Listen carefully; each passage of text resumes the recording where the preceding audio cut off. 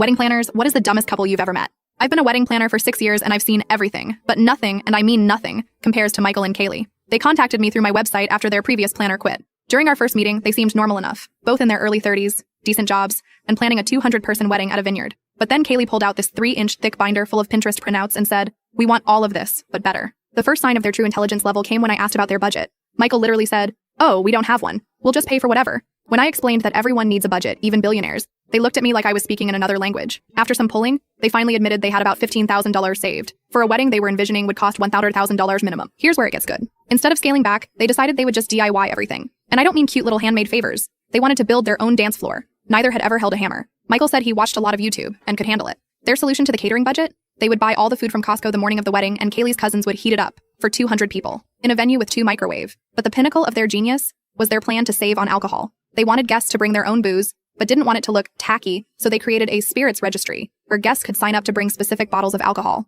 When I pointed out that the venue required licensed bartenders and wouldn't allow outside alcohol, Michael suggested we just not tell them. 2 months before the wedding, they called me in a panic. They'd been kicked out of their venue for trying to negotiate paying half the deposit now and the rest later when they had more money. They hadn't signed any contracts or paid any vendors besides my initial consultation fee. Their solution? Get married in Kaylee's parents' backyard instead, which would have been fine, except the parents lived in a townhouse with a yard the size of a postage stamp. They hadn't actually asked permission yet. They still wanted all 200 guests to attend. The final straw came when they asked if I could loan them money for the wedding, because they'd spent their savings on a honeymoon to Bali that they'd already booked. When I declined, Michael suggested I work for free and they'd pay me double for the next wedding when they renewed their vows. I terminated our contract that day. Later heard from a colleague that they ended up having a courthouse wedding followed by dinner at Applebee's, where Michael tried to negotiate a group discount after everyone had already eaten. I ran into Lisa, Kaylee's maid of honor, months later, who told me they'd never actually gotten legally married because they forgot to file the paperwork. They're still telling everyone they're married and planning a real wedding for their anniversary. Some people should not be allowed to plan a dinner party, let alone a wedding.